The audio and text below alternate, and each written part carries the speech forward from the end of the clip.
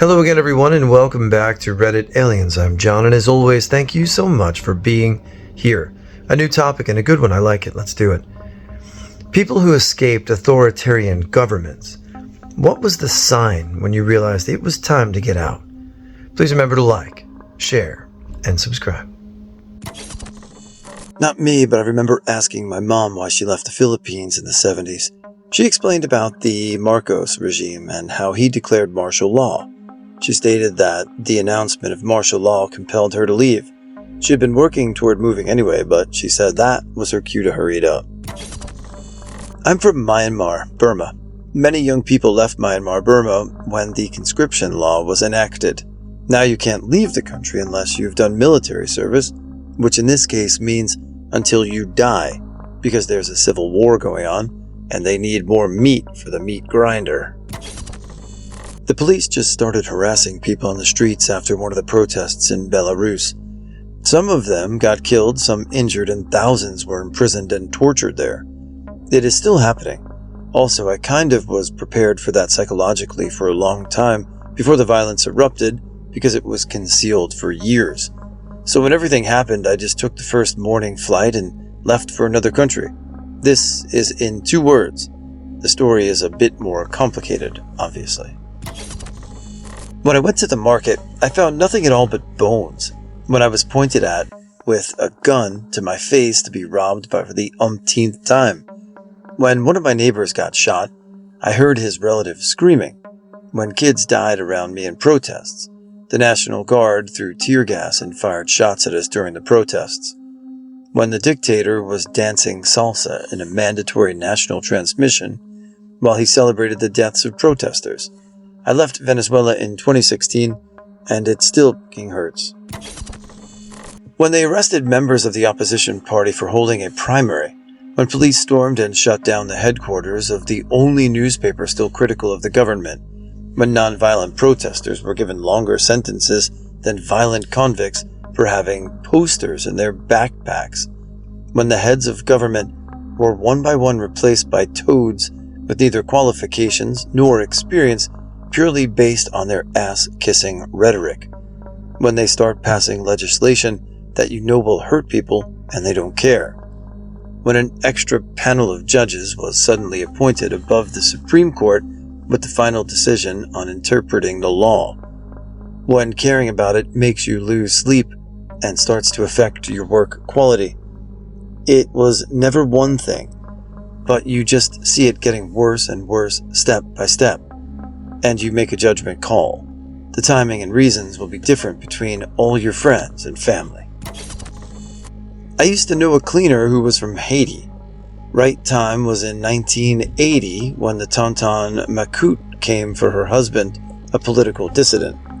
That was the last time she and the kids saw him.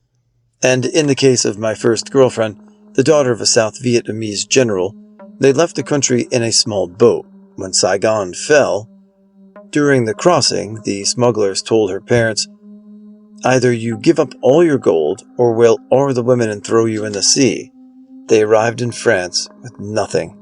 The father, a doctor, was then able to work, but not for the same salary as the French. He died a few years later, plunging the whole family into poverty. Once in a while, her mother would tell about what she had left in Vietnam. Shortly before the Nuremberg laws passed in late 1935, my grandfather, the bravest man I have ever known, fled Germany. He had been a lawyer and had arranged everyone's passports, hidden some gold away, and established a place for them to flee. The judiciary was already under the control of the regime.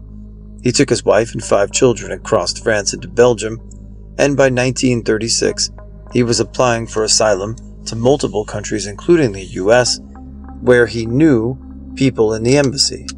He was summarily denied. As they began invading Belgium in May of 1940, the family fled along the coast on foot, separating children and adults so as not to all be traveling together, hoping their odds were better. A few days into the trip, the Gestapo caught my grandmother and 2 aunts and sent them to the gas chambers in Treblinka.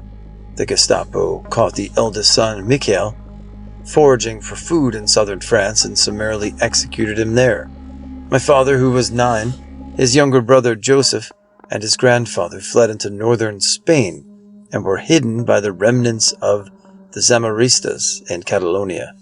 Joseph developed pneumonia and died somewhere in northern Spain. My grandfather and father were smuggled into Portugal onto a boat and eventually made it to New Palestine. After the war, my grandfather, fed up with the Zionists, finally obtained a U.S. immigration visa and arrived here in 1947. I was born on American soil in 1961. I grew up hearing the stories. This was not me, but rather my mom at the end of the Iran-Iraq war. The very first day the border restrictions were lifted, my mom hopped on a bus with one bag from Baghdad to Jordan and never went back.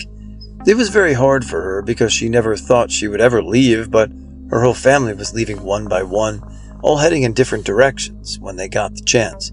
She didn't want to admit it, but she wished she had left sooner. Everything from all sectors was deteriorating, from education to city upkeep. The population of certain villages was disappearing without a trace, genocide. She even had a really bad gut feeling that something much worse was going to happen to Iraq, and every sign told her to leave. Her gut feeling ended up being right. Even my dad's side realized it too. My family is Christian, and there was no minority rights in Iraq at the time, and even now. In the early 2000s, I forgot the year, 2 of my uncles were kidnapped and brought to a mosque, and were given 1 week to pack up and leave because they were Christian. The only reason why they didn't kill them was because they saw they had kids, so they spared them. They left as fast as they could and went to Syria. Then boom, the civil war starts. And I had to leave soon after that, starting a new life in Canada. My mother and her parents left Bosnia in 1991 when the Iron Curtain came down and Yugoslavia started falling. They saw the whole conflict and genocides coming as the Serbs and the Croatians were even under Yugoslavia, treating the Bosniaks worse. 2 sets of my great-grandparents fled before World War I, which really shows some good instincts on their part. One was in the Austrian army. As allies, he could see war possibly ramping up in Germany. He knew he would be sent to fight on a side he felt was wrong. It said he did not like the Kaiser, so he got fake papers. He taught his 4 children how to speak Ukrainian, and they escaped to Canada. All of this was a big risk. To this day, we're not sure if we are the result of illegal immigration or if Grandma's maiden name is even correct. She continued the game by being Ukrainian her whole life and celebrating Ukrainian Christmas. Given the anti-Germany Austrian sentiment after both wars, I suppose they just kept on pretending and still used the fake papers. Her father died within a year of settling here. A child was born on British waters during the trip here, so she may have had dual citizenship. The other great-grandfather was German. They were scared that they would be sent to war. They found the Kaiser unpalatable. He and his brother ran before World War I as well. He settled here in Canada. His brother settled in the USA. They both got married fairly quickly. They met a couple of years later and discovered they were married to full sisters by some freak chance. The American side, 1 generation later, ran a very successful company. My grandfather met his cousin toward the end of his life. They called themselves brothers, as they were the result of 2 brothers marrying 2 sisters, double cousins. They look like each other. I was born in the USSR and watched it collapse when I was 7. Getting out for me was never a question of when it's right, but when I'm able. By the time I was 21, I was legally orphaned, graduated cum laude from the best college in the country, but my English wasn't good enough to qualify for an international graduate school program. I spent another year in a local graduate program while paying a lab colleague to teach me English after hours. Nobody believed I would go through with my intention to enroll in the grad program at Ohio State University. Russia, at the time, was at peak economic growth, and the government was pumping so much money into science and technology that former USSR expatriates were coming back from the US under the promise to be local science superstars. It never fooled me. It was very clear that these programs were purely for decorum, and the processes were not meant to be fair or merit-based. Everybody was telling me what a fool I was to leave a clean and beautiful Moscow metropolis for the Midwest. I landed in Columbus, Ohio in 2006 with $300 and never came back. 15 years later, when the first bombs were dropped on Ukraine, panic settled in. My friends abandoned their businesses, properties, and families to get out. My cousin, a male of military age, stayed until the conscription was announced. Due to geographical luck, our town is a few dozen miles from the border. He managed to get a last-minute train ticket and crossed the border to Kazakhstan 3 years ago. Did I foresee the catastrophic relapse into militarized autocracy when I left in 2006? No. Upper mobility and economic opportunities in Russia were the best they'd ever been in 2006. But they remained unreachable for 95% of the population, myself included. I took no joy in my decision. It was made out of desperation. And if I knew the struggles awaiting me, I doubt I'd have coverage. Imagine how it felt on November 6, 2024, after spending 2 decades getting the coveted US passport, to wake up in the second iteration of Trump country. You think the catastrophic collapse can't happen here? Erosion of civility happens slowly, but the system is crumbling in front of you. And way too many people are oblivious to what they're witnessing. Okay? Possible trigger warning. This incident is a small but significant part of my late father's life. My late father was a young child during the Spanish Civil War. He was the youngest of a large family. During the war, he lost 10 siblings, some to bombs, his 8-year-old sister suffocated under the rubble, other family members died of illness, others from injuries. During the fall of Barcelona, my uncle, who had the audacity to fight against Franco, walked with approximately 500,000 to 1 million people to the French border. My uncle was placed in a concentration camp. My uncle was unable to escape from the concentration camp. I think the only reason he survived was that he was 18 years old, healthy, and smart. When he finally returned to his small town, he told off the town priest and a couple of nuns. He renounced his religion. This was a big deal during that time in history. Despite all odds, he returned to Barcelona, became a successful businessman, found love, and had children.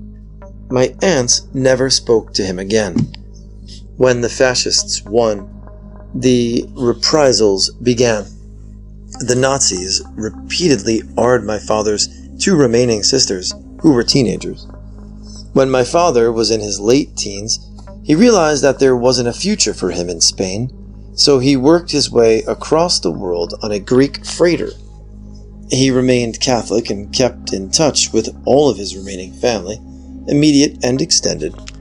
In Canada, he eventually met my mom, Protestant, and they had a successful marriage.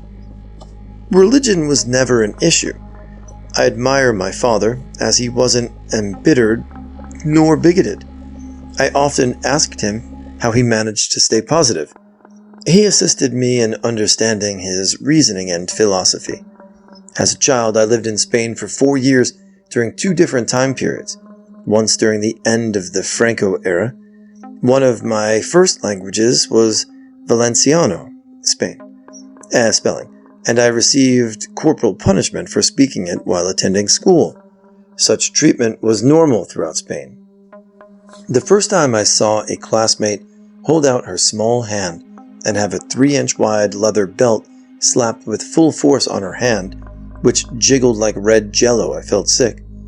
I couldn't watch the abuse anymore and started sketching unflattering caricatures of teachers. I also learned Spanish quickly. I believe corporal punishment is child abuse. Intimidation and violence against children unfortunately works. I started skipping school after siesta. I'd wear my swimsuit under my school uniform and go to the beach and swim. I also developed a strong liking for orange Fanta. I became friends with local children who had to work for food. I forged friendships with local children, such as shoeshine boys, and consistently provided them with a beverage and occasionally a meal. There were few tourists at the time, but once in a while there would be a few kids to play with. In my childish thinking, I thought I wouldn't be caught, as no one had telephones. Little did I know about the proverbial grapevine. After 2 weeks, my parents wanted to know why I was skipping school. I told them the truth. My father's face turned dark red. My mom cried. My father believed me and asked me to take him to the homes of a couple of girls who received the same treatment I had received. He was so angry that he raised his voice at the girls' parents, asking why they would accept this cruel behavior. I can't remember the responses. In any case, my parents and I agreed that school in that town was not an option. So my mom ensured I received correspondence courses from Canada. I also read whatever I wanted in English and Spanish. Growing up in Canada, I never bothered to talk about Spain to friends or classmates. I didn't believe in intergenerational trauma. I now do believe intergenerational trauma does exist, and I had 10 sessions of therapy to deal with it. My father was the most helpful as he understood my pain. My mom was my biggest advocate, but even she was unable to comprehend the entirety of my trauma. When I was a young adult, I vowed to never set foot in Spain again. Too much emotional pain and bloodshed for me. Obviously, with the small amount of therapy, maturity, and the passage of time, I changed my mind, and I've been to Spain numerous times. I despise fascism, and do not believe violence is the answer to anything. This sentiment is shared by both my parents and their parents. I can tell you this, prepare your backup plan. Having a US passport makes it easier. I grew up in the Soviet times through the collapse of the Union in the wild 90s, went to the USA in 99 as a student, but decided I would rather not stay there. Did not feel I could live in that country. Just didn't like the way of living. So I went back to my homeland, and many folks thought I was crazy. But I loved my country, and really hoped things would change. But I decided I would have a backup, and took the opportunity to get a legal status in Germany, even though I do not like it here much. But being in IT makes it a bit easier. 2020 showed us in Belarus we are for another generation. Likely I had my German permit, so I moved my family, leaving many things behind, and started kind of a new life. While I still wait for the time I can go back, the fact that I had a backup helped me escape the risk of imprisonment, and my kids and wife live in a more secure environment. At least for now. Currently, I'm thinking of a next backup plan. Many people are afraid of recession. I'm freaking scared of war, and it may come to Europe.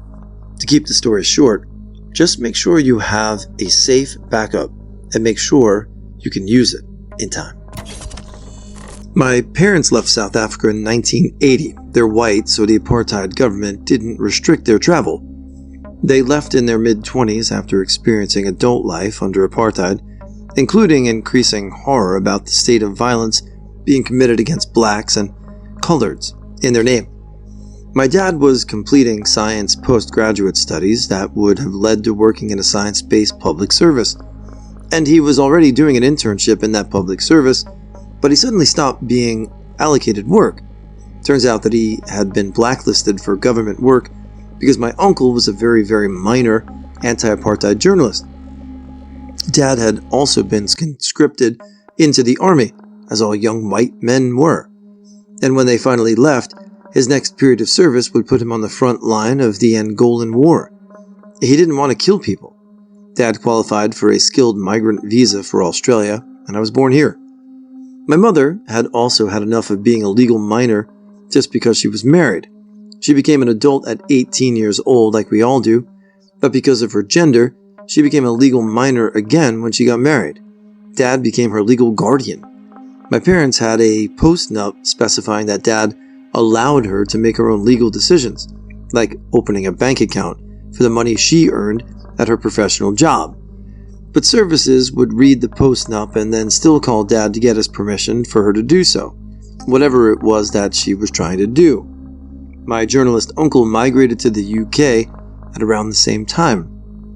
He went back for a family wedding. My parents sent their apologies in the early 80s, and he was nabbed by the military police within 12 hours of entering the country. He was forced to serve another tour of duty in the army. At some other point, his home in the UK was broken into, and the only thing that was taken was his address book. My family believes that this was done by the South African government agents to intimidate him.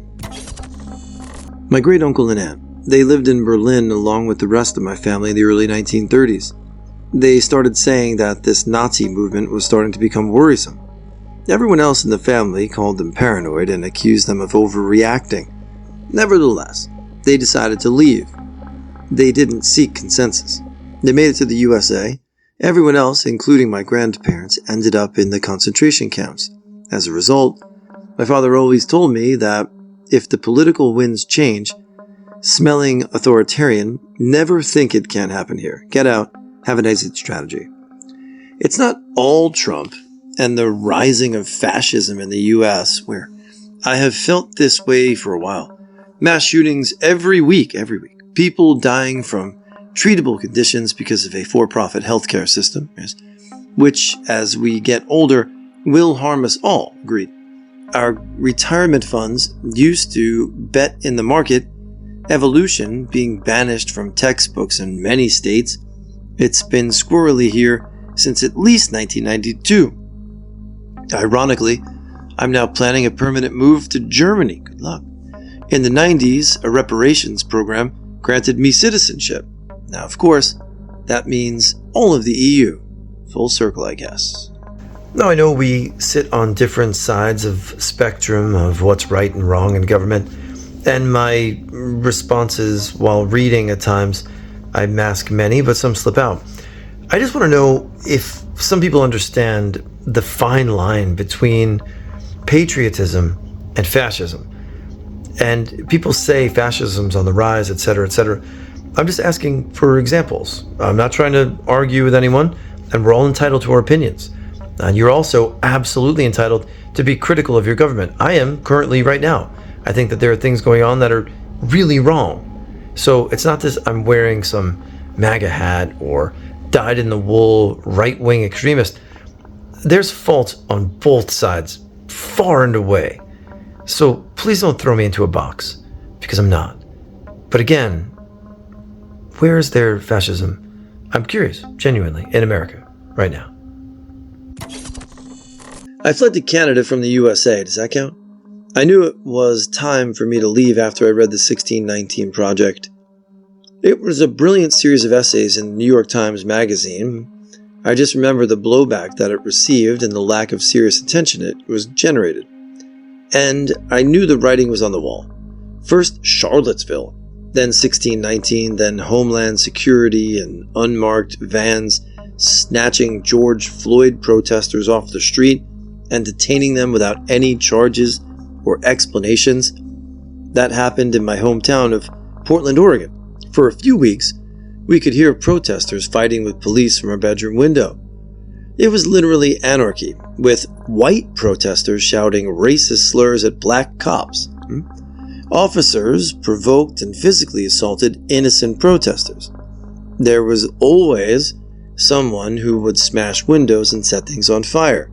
None of it made much sense. I hope things get better, but history tells me otherwise. History tells me that I am incredibly lucky to live in America in an absolutely idyllic and extended period of peace and prosperity. I enjoy spending my suburban nights smoking Colombian cigars and playing frisbee under the streetlights. I had the privilege of witnessing the Grateful Dead in their heyday alongside Bob Dylan in Philadelphia. I took road trips through an America that had not yet succumbed to corporate homogenization. One of the most memorable experiences was receiving spontaneous BJs from a girl at a party. Christ, I've had a beautiful life. I just hoped I would squeak through under the wire without having to see a soldier push an old man in a wheelchair off of a 4th floor balcony. But The thirst for fascism is strong now, everywhere. Bloodthirst is on the rise. Stephen Miller is ascendant. He's growing into his true form as he feeds on human misery. So now I'm in Canada. Good. At the border, I fear that American agents will seize my phone and demand access to all my social media and personal emails. I have been deeply critical of Trump. This is a fundamental American principle. Look at how far we have come. Cuba. My husband and I watched the stunning movie Sweet Habana, directed by the Cuban filmmaker Fernando Perez. The movie has no dialogue or barely any dialogue, just music. It follows a day in the life of regular Cubans. I remember sitting in silence after the movie ended and looking at my husband, and he was moved as I was. I told him, we have to leave. With the help of friends, one Canadian and another American, we were able to apply to a Canadian immigration program and left in 2006. My husband worked for a science research institute, and we knew it would be almost impossible to be allowed to leave. Back then, you needed government permission to travel abroad or to emigrate. So, he left his job and worked at 2 different places consecutively to erase having worked at a research center, as they only asked about your last 2 jobs. We also hid that his parents were in the military. They took our apartment. Back then, you were not allowed to buy or sell houses legally, only swap, but we were able to leave.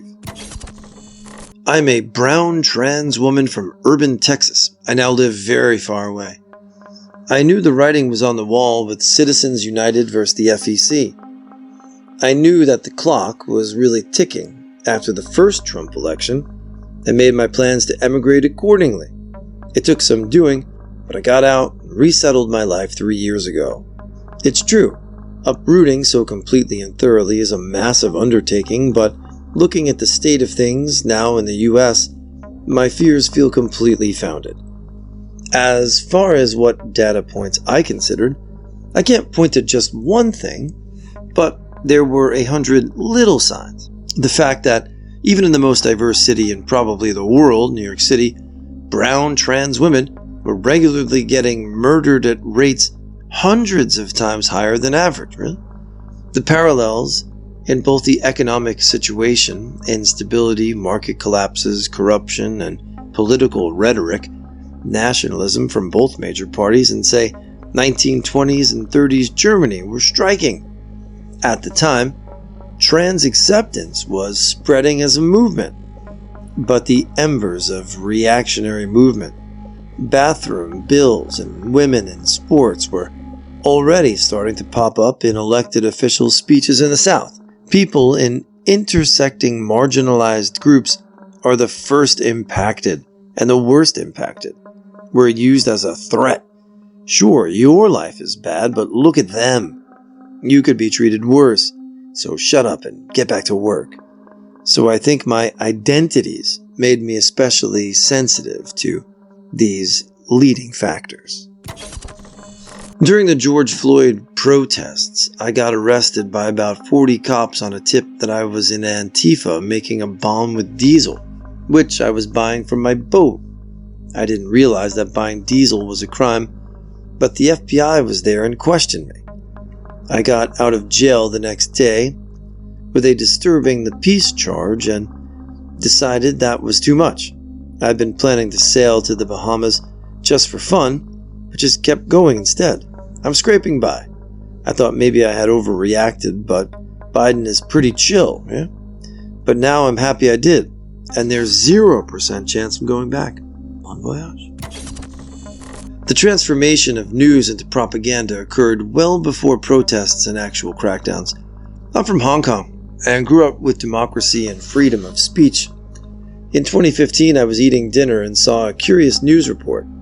The journalist was reporting that a government bank vehicle full of cash had broken down and cash was flying around everywhere on the street. Hong Kongers were reported to have been stealing money, while miraculously, not a single mainland Chinese person took any money and instead returned every single dollar down to the penny to the government bank. If you know anything about Beijing or mainland Chinese culture, you'd laugh at the idea that Chinese people would put a bank institution before themselves. The obvious propaganda just casually on TV was a clear death knell for me that my city, my hometown, my rugged concrete jungle homeland was on its way down. I'm Syrian. Dad decided to leave in 77. I had uncles who left as early as the 60s.